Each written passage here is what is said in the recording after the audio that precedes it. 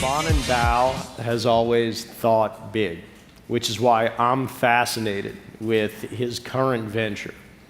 Why would this guy who has so much credibility in the world of the Fortune 50 head for downtown Cleveland and the world of the storefront level entrepreneur?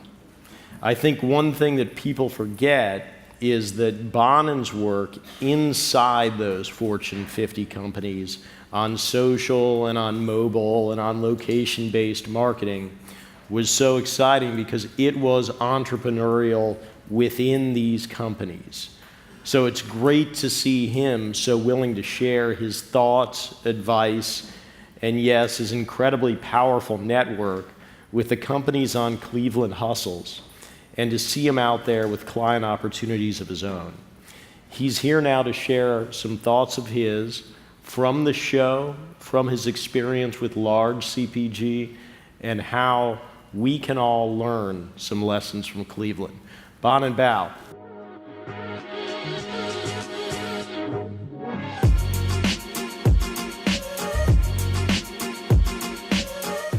How are you, New York? Are you good? Are you guys good? Are you having a BevNet, right? Wow. I am, there, I like it. The fist pumping in the back. There we go, yes. I'm very excited to be with you guys here today. I walk a lot. There's a lot of walking room for me, so I don't know where, I don't even know how I'm going to deal with this whole space yet. Bonin Bough, so host of Cleveland Hustles. Before that, I spent almost 5 years at Mondelez, which used to be Kraft Foods, which has some of the world's most exciting brands: Oreos, Wheat Thins, Triscuits, Stride, Trident, Cadbury, you name it. My job was to be Chief Media and E-commerce Officer, which meant I ran all of our media buying globally, including many of our connections planning and marketing planning. So that's about $2 billion. I was the 7th largest buyer in the world. And then for the last 18 months I was there, I took our e-commerce business, gave us $1 billion ambition, and took it from 65 million to 265 million in the 18 months that I ran it. Before that, I ran marketing, digital marketing globally for PepsiCo, so I know a little bit about this beverage space. But now, one of my big focuses is really on how do we work with small organizations to drive exponential growth. So I'll talk about my work with Cleveland Hustles. But what I've learned is that the challenge that I realized was that just because you're a small business doesn't mean that you need to think small. And even bigger than that is that entrepreneurship, as much as we don't think so because of what we see in the tech space, is actually under attack. Small businesses are actually under attack. Less small businesses will be created, 10% less this year than they were last year. And one of the challenges that in the first 18 months, 80% of small businesses fail for 2 reasons. One, they don't have access to capital. So capital markets have dried up. So one of the things I try to do is invest and provide access to capital, and that's some of the things we did on the show. And 2, they don't know how to think about what will actually grow, what will actually scale. And what I learned from working at businesses that are $39 billion, $62 billion, and what scale actually looks like. So for example, currently I'm an equity partner in a company that's a beauty business, the largest natural beauty business. It's $300 million today. Hopefully we can get to $1 billion in the next 3 to 4 years. And really what I've helped them do is, how do we focus on the opportunities? So while many opportunities look like they're right in front of your face, the reality is when you actually look at the market, going from 22% market share multicultural to another 23% or 1% is actually much harder than growing from 1% market share in Bath & Body, for example, to go to 2% market share. And also, by the way, if I were to grow 1% more in multicultural hair, it's a $7 million opportunity. But if I could do that in Bath & Body, it's a $37 million opportunity. So what would you like? So that's pretty much what I'm going to talk a little bit about that today, as it comes from a state of how do you rethink the way that you approach marketing to a consumer that is much more mobile friendly, much more digital than we ever had before. But I'd be remiss if I didn't tell you about a book that I wrote called Text Me, where I literally put my phone number on the cover, and it's meant to be the Freakonomics. Please take the number down. Text me. I'd love to talk to every single one of you. It's meant to be the Freakonomics of the mobile generation. And it looks at the untalked about and undiscussed impact that mobile's had on every single aspect of life, from dating to relationships to religion to memory. And it's 120 interviews with everybody from Pharrell to Dick Costello, who was the CEO of Twitter at the time, to Peter Guber, owner of the Dodgers and the Warriors, very successful guy. The last night, it sucked for me because as much much easier to sell season 2 when LeBron wins the championship. But anyway, we'll come back to that. But my point is, so it's interesting, when I wanted to write the book, I wanted to change publishing. So I said, I want to find a publisher who's going to transform publishing with me. And we found one. They said, Bonin, let's go change publishing. Originally, the book was supposed to be called Digilance. Digilance. It was supposed to be a big title, this name, Digilance. And I realized that, you know what, well, I talked to 120 people, it wasn't enough. And we came up with the concept of putting my phone number on the cover. I said, there it is. We're going to change publishing. So I ran to the publisher and said, look, I have a huge idea. Let's go transform publishing by putting my number on the cover. I said, get out of our office. I said, what do you mean? They said, well, we didn't really want to change publishing. We just told you that lie so we could get your book deal, moron. So I bought the rights back, best thing I've ever done, and I'll talk a little bit about what it's taught me about ways to grow businesses and market to a new consumer. But I also show you this because although I might be an equity partner in a business or in some businesses, equity doesn't pay salary on a monthly basis. So the way I make money right now is books, people. So please buy a book, help a brother out, because BevNet does not pay at all. Just to be very clear. And they usually, it's true, and I usually get an hour to give this talk. I got to somehow do this in 20. I was like, wow, all these constraints. So our journey begins in the 1950s. If you were a marketer in the 1950s and I came into your office and I said, look, I really want you to do this thing called television. You say, you know what, get out of my office. I get kicked out of offices all the time, apparently. Get out of my office because this thing called radio works really well for me. I don't need your stinking television. But 3 bold brands saw that there was an opportunity to change where marketing was headed, because what they saw was that consumer consumption of television began to eclipse where investment was. And it was in that delta that P&G, Unilever, and Kraft built competitive advantages that last them for the next 60 years. And so that's the opportunity. How do we find consumer attention in the delta of where people aren't investing today, but where consumers are applying their attention? And I'd argue that today it's actually the exact same thing. I'm sure you've heard a little bit of it through the last 2 days, but it exists with mobility. 40% of mobile is media is consumed on a mobile device, but still less than 10% of spending actually goes into mobility, which means that the boardrooms of most organizations look something like this. There's a CEO at the front that says, I think we need a mobile strategy, and then somebody finally looks up from their phone very distracted and says, I'm sorry, but did you say something? Well, what's amazing is that it's not just an example of boardrooms, but we become the most distracted society in human history. But people will never admit they're distracted. Say, no, keep talking to me while I'm texting because I'm doing something that I call multitasking. See, I'm a multitasker. But in reality, what they are is they're liars. They are lying to you. There was a study done by the American Psychiatric Association. They took 2 groups. They asked one to use the mobile phone and multitask, and they asked the second group to smoke marijuana. And the cannabis guys are here too, right? And there was a 10-point drop in the IQ of those that use mobile phones to multitask, which was twice as much as those that smoked marijuana. So if you take anything away from me today, people, it's that you're better off being a pothead than pretending that you can multitask.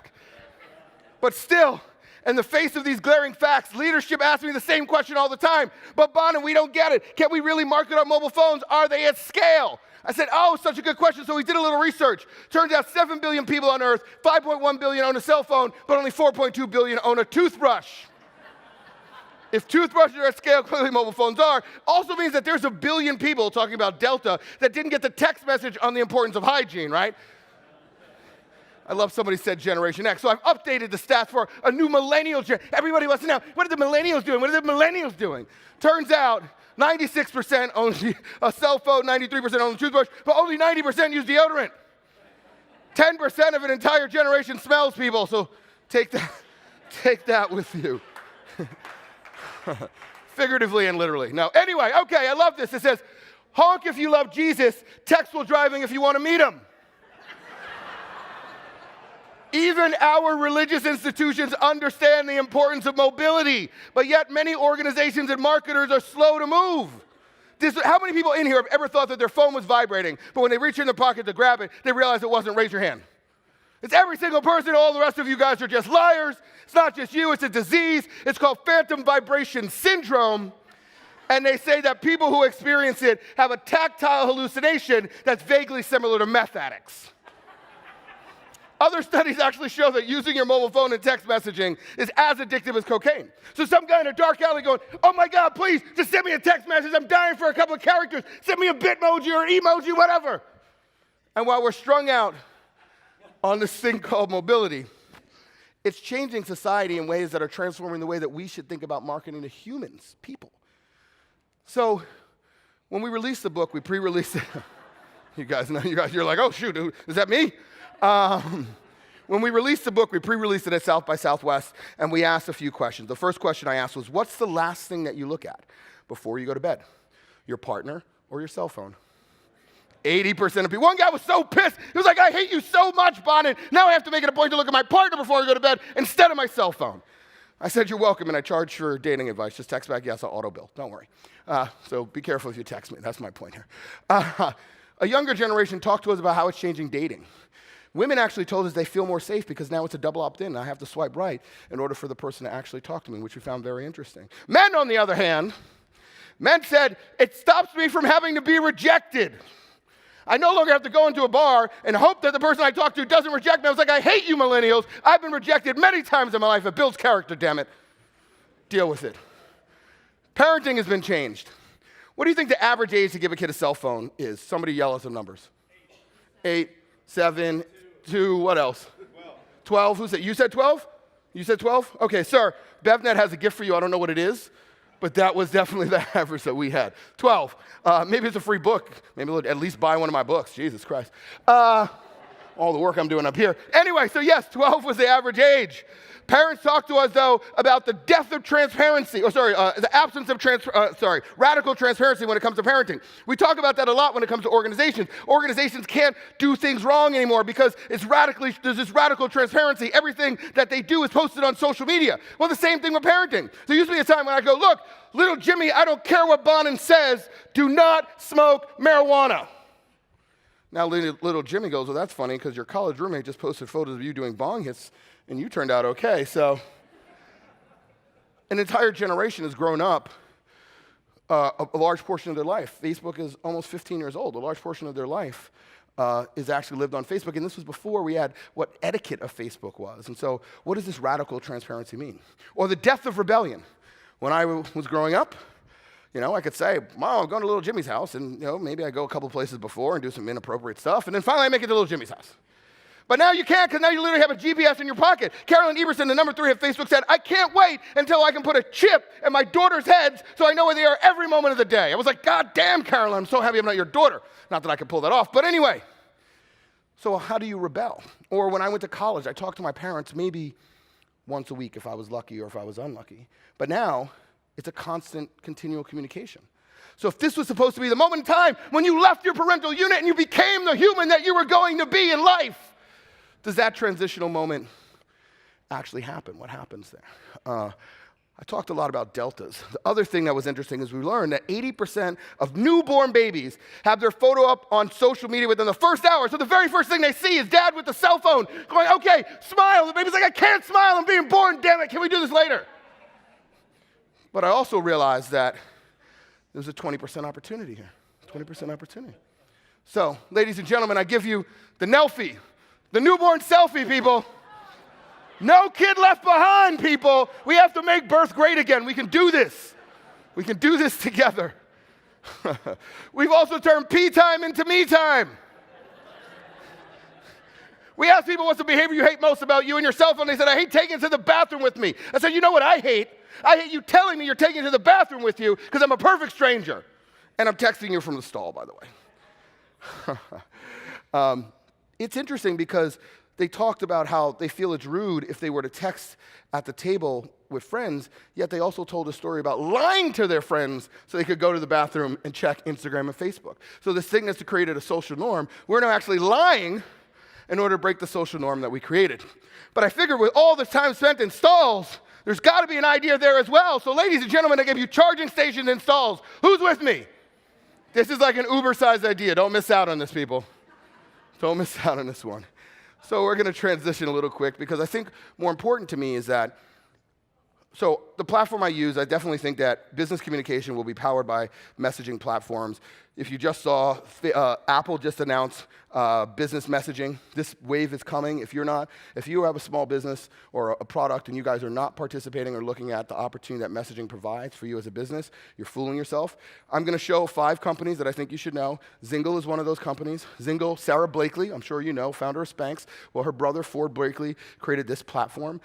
They create strategies to help small businesses connect with consumers on a very personal level through messaging. And the reason why I say it's so personal, so when I use the platform myself, so when I get a text message that comes into my Zingle account, I don't know who it is. And most people don't know what to say. They're like, hey. So I'm like, hey back. And that's all you got. Hi back to you too. So I don't know. So I'm learning how to engage with consumers. So here's one, hi. So I write hi back. They wrote, what else am I going to write? Oh, what do you expect? Human. Took you long enough for a number that was found on the title of a textbook. I thought I'd get a response much sooner. LOL. Got to put LOL so you know I'm being jovial. Thanks for explaining what LOL means to me. I did write a whole book on messaging, but that's cool. Okay. I mean, it's not a textbook, it's a marketing book. You should get an autoresponder for this number. I said, yeah, didn't want to do an autoresponder because it didn't feel genuine, but did you read the book? No, I was browsing the section where the book was and curiosity kicked in. Well, I'm glad you were curious enough to text, but I must say it's a good book if you ever have a chance to read it. LOL. Bam, right back at you. There you go. LOL. I'll give it a look over next time I'm in Barnes. Apparently Barnes is the new abbreviation. Okay. I don't even know what it's about. I just thought it'd be interesting to see what happens if I text the number. I said, well, it's the mobile culture. Think mobile culture. It's about mobile culture. Think Freakonomics of a mobile generation. Looks at the undiscussed and not talked about impact that mobile's had on every aspect of life, from dating to religion to memory and more. Ha ha ha. Speak of dating, definitely ruined my last relationship. I was like, oh, I don't know what's funny about that. I was a texter. He was a caller. We were doomed from the start. LOL. I'm like, whoa, okay, this is going really deep. So I go, do tell more. Actually, the book is interviews of 120 people, and I decided to put my phone number on the cover so I could talk to more people about how it's changing their lives. People like you. Did you guys meet on a dating app? No, we were college sweethearts. So I go, okay, so how did the phone bring on what you seem to think was the inevitable? I find that because I text so much, I have a hard time articulating myself on my feet. You can't Google the definition of a word mid-conversation to make sure you're using it correctly. You can't take too long to respond. People will perceive you as not too bright. You can't edit your words mid-conversation. My ex is a life coach, motivational speaker, soon-to-be author, Marine, and has the charisma of a politician. Communicating with him is a struggle for me. I even had panic attacks when I needed to communicate anything serious to him. I'm like, I don't know if I'm qualified for this right now. This is a little bit more than what I just put my number on the cover. I didn't expect all this. She goes, me, I'm just your average receptionist with dreams of being an entrepreneur, but no idea of how to materialize them or where to start. So I write back, wait, sounds like you're very perceptive and self-aware, so I'm sure you're a rock star. Maybe it was not you who had a hard time communicating. Maybe he was just so used to speaking that he didn't know how to listen. That's good stuff, guys. Come on, that's like drop the mic type stuff, people. I go, what's your idea? We go back and forth. I said, share your ideas. I'd love to help you bring them to life. She never wrote back. So clearly she's not an entrepreneur. We know that up front. But I bring this up and I read that is because the willingness of people to be personal. We had this dream about social media that it was going to be one-to-one communication. But the reality, what we learned really quickly about Facebook and Twitter, Facebook pretty much is TV of this generation, and Twitter was really one-to-many. Now, very powerful. We saw presidents be elected, and we've seen businesses be transformed by Facebook. But the reality is we have a whole new wave. 5 billion people are using messaging platforms. 4 to 5 minutes are spent in messaging. Every relationship that you care about, from your loved ones to your most important business partners, are spent in messaging. Messaging is the new platform. And so how do you begin to connect with consumers there? And that's what I want you guys to think about, and I'll talk a little bit more. But beyond that, what I ask myself is, how do I learn how to move quick to new platforms? Who's going to teach us how to move fast as the new consumer changes? Well, the sad thing is it's not the institutions that we're looking to. So less than 1% of the course descriptions of the top 100 business schools even use the word mobile, emerging, or digital technology. So the institutions that were supposed to be built to train leaders of this generation, to train the people who you guys are going to count on to build your businesses, are not even being trained with information of this generation. And so I began to ask myself, how can I learn how to create exponential growth? How can I hack my mindset to think about how I can grow business? Well, let's look at the businesses that have been able to do it. Well, if we start from older businesses, Levi's, Barnes & Noble's, Radio Shack, which is out of business, we realize that it took them hundreds of years to create very little value. But the businesses that have been able to create really quick value in very short periods of time are many of the companies that you would expect, companies like Facebook, Uber, and Pinterest. So I began to ask myself, well, what is it I'm speaking to a group of people who are not technology companies, but they're traditional businesses, which I love and care about. What is it? How can I give them? So I began to ask myself, well, it turns out it actually has nothing to do with the amount of time that a business is around. So here's Mailbox that sold for $100 million. It also has nothing to do with the amount of people. So Instagram, 13 people created Instagram and they sold it for $1 billion. It has nothing to do with industry, actually. It turns out in industrial industries, some of the oldest industries are being revolutionized. So here's MakerBot, you guys know, 4 years ago sold for $403 million. GE betting an entire new business model on top of things like MakerBot. It also has nothing to do with where you are, geography. There are over 100 places that look like Silicon Valley, Silicon Alley, Silicon Lane, Silicon Forest, Silicon Beach. You're like, oh my God, with all this intelligence, come up with something better than Silicon something. It also has nothing to do with age. All these kids have one thing in common. They're all founders. The kid on your far left created an app called Bustin' Jeeber. Really? You guys laugh. He gave a TED Talk. I'm talking to you. You see where my career's at, right? Okay. It also has nothing to do with education. Peter Thiel is paying kids not to go to college because he believes he can unlock greater value than even the educational system that was supposed to be built to unlock value was. So I began to ask myself, I'm going to skip this real quick in terms of time. So I began to ask myself, what is it? Please tell me what it is. And I believe it's actually this. So Facebook talks about the hacker way. If you go to Facebook, they have signs all over that say, the job is only 1% done. I'm like, God damn it, you're bigger than most organizations on the planet. What do you mean only 1%? How much do you want, Zuckerberg? But the point is that the world is changing every single day, and how do we break our notions? How do we hack the way we think about our businesses? How do we hack our mindset? How do we hack our process? How do we hack our approach? How do we reinvent ourselves anew every single day? And that's where I think most organizations get stuck, is that they believe that the way they're doing it today will be the way they have to do it tomorrow, and ultimately that is not the case. The world is moving much too fast for us to believe that. So you have to ask yourselves, are you breaking the way you think about your business every single day and reinventing yourself anew? Facebook, oddly, as a platform, we wake up every single day and it's a brand new platform. In a weird way, it's actually reinvented by your hands every single day anew. And so how do you begin to bring that to your business? So I've been talking about it as a hackonomy. How do you create value by breaking things? I'm going to go through a few quick case studies, and then my time, unfortunately, is up. So I talked about Cleveland Hustles. I had never thought that I would find myself, first of all, I was like, well, what's the average revenue per day? They're like, what's revenue? I'm like, oh, what do you mean? Like, well, sales were $300 today. I was like, is that a change fee on an airline ticket? What is $300? What do you mean? So I never thought I would find myself working with small businesses. I didn't realize that. But I've become so passionate, not just about supporting them. First of all, you guys, you all know that the next 5 years, the mergers and acquisition space for natural beverages and natural snacks, emerging beverages and emerging food are going to be probably some of the most amazing times that we've ever seen. I'm very excited about this space. If you do want to reach out to me, I'd love to work with many of you. I work with a ton of small businesses. I'm looking at ways to help transform the way you get distribution, looking at some additional online retailers that are outside of what you would expect. So I'd love to hear from many of you. What we were able to do here, for example, we took a bagel company. I brought them to meet with Box. We got them a national distribution deal. The bagel company story was pretty easy. 4 a.m., they used to wake up in their car that was across the street from a shared kitchen. They would make bagels, and they got big enough that they realized that they needed to now freeze them. So they learned how to freeze them. They borrowed a friend's freezer. They created a frozen bagel that tastes as good, almost as good as it did fresh. So they wanted to create a bagel business. I said, that's great. We will create a bagel store for you, Cleveland Bagel Company. But what's more important is that the frozen bagel market hadn't been reinvented in forever, and it's $480 million. Let's go after that thing.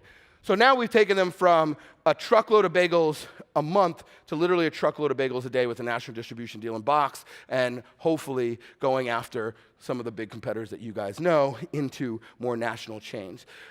At the end of the day, again, I said entrepreneurship is under attack. We were able to, but more important than that is job creation. We all look at big business, but the reality is big businesses don't create jobs. There are people like you in this room today who work for small businesses, who are creating businesses that really is job creation. So we were able to create 62 jobs, $1 million were delivered into the market, and $2 million of additional funding. We delivered $1 million, $2 million of additional funding came in as a result of the efforts that we put there. But I learned a lot of lessons on the way. So one thing I'm going to talk about is I learned that the mobile device, more than anything, also can create the opportunity for loyalty. So here's a program that we did as I was exiting Mondelez in the same time I was doing Cleveland Hustles. This was a receipt scanning company called Endorse. We did this for the NCAA, and basically what it is you scan the receipt, you get savings. So here's an example. We did brackets. So the first week you scan one, you get your savings, the second image, and then it unlocks what the second one was going to be for the second week. But what was interesting is we began to see that if we put a hero SKU like Oreo at the end, then we could unlock value and actually build a loyalty relationship. So how do you begin to use this device to actually create loyalty? Purchasing and buying behavior over a period of time, 9% increase in sales. I'm going to give you a company that you guys should write down called MobiSave. Unfortunately, Dan McCabe was supposed to be here today. He couldn't. I wanted you guys to all meet them. MobiSave is by a guy named Loeb Ventures, a guy named Michael Loeb. Anybody watch the show Billions? Yep, you know the house in Billions? That's Michael Loeb's house. Anytime your house is featured in a show called Billions, you know you're doing really fucking well. I just want to be very clear with you. Really great guy, has started a number of billion-dollar companies, including the largest magazine retailer. He was fired from Time Inc. at 34 for having a great idea. He ended up creating that idea with the paycheck in his pocket. Time Inc. bought him back for $1 billion, and at the same time, he incubated a small company called Priceline. What MobiSave does is it's a new version of receipt scanning and loyalty, but what's great for you guys, and the reason why I recommend you take this down, is because MobiSave is offering, if you're willing to put a manufacturer refund sticker on your product, then he's willing to pay for, depending on how much the product is, I think it's below, as long as the product is below $6 or $7, he's willing to pay for the consumer. Every time the consumer downloads the app, scans the receipt with the product that you have, he's willing to pay that $6 or $7 for you because it's much cheaper for him to get a qualified download than it is by buying your product, and a better relationship with you and potentially next advertising campaign you want to run with him. But he's pretty much in the marketplace offering free money, but more than that, if you get close to these guys, they'll offer really good advice. So MobiSave. Superphone. Superphone is a platform that allows, Facebook just announced that you can go from Facebook ads. If you're not running Facebook ads and targeted ads, you're crazy. Facebook, from an ad, you can click and you go into a messenger chat. So you literally can begin to talk to somebody in Messenger. Superphone is a platform that powers that by a guy who graduated Harvard at 16 years old. He's actually a rapper and an artist, taught himself to code, created Superphone. Here's a beauty business that I was telling you about. What we do is after you click on the ad, we then take you and we ask you a bunch of simple questions. Like one, what's your hair type? You tell us what your hair type is. We go, okay, do you like this style? Okay, great. We send you a video. Unfortunately, I can't play with the video, but that play button is a video. You're actually getting this in your Messenger feed, so you can play the video. Then it goes, hey, you know what? What stores do you shop at? So down there, it would usually say Walmart, Kroger, Target. Oh, here's the product we recommend, sorry. And then what store do you shop at? You say Target. Okay, great. Buy now, or we have it tied to MobiSave. Download MobiSave. What happened there is I have all of your Facebook data. Profiles around consumers will be more important than anything else. We can talk about CRM and emails, meaningless. Profiles and data understanding. Most organizations are data poor. Well, the organizations of this generation are data rich. NatureBox, Dollar Shave Club, Uber, data rich. Dollar Shave Club bought because of the data. How do you begin to create richness of data, profiles of consumers? And so what I got there was all the Facebook data that comes from Facebook. I got your phone number, I got your Messenger address, and I got what your hair type is, what product I recommended to you, what style you want, and where you shop, and did you buy. And even more than that is now I can drop you into a human and say, here's a beauty specialist, continue the relationship. So how do you begin to use platforms like Messenger to build real-time profile relationships with consumers? The very last thing I'm going to talk about are two pieces of other technology that I recommend you reach out to. Pipestream is a company that does customer service, so now I can text Delta.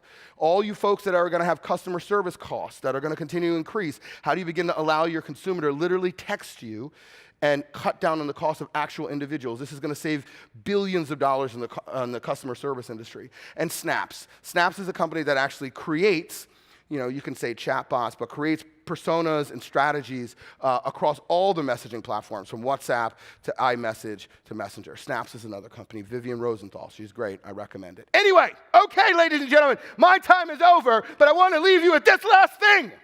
Hopefully you've been inspired, but more importantly, hopefully you learned something from me and you laughed a little bit. Alan Kay said that the best way to predict the future was to invent it, but I would argue that the best way to predict the future is to hack it.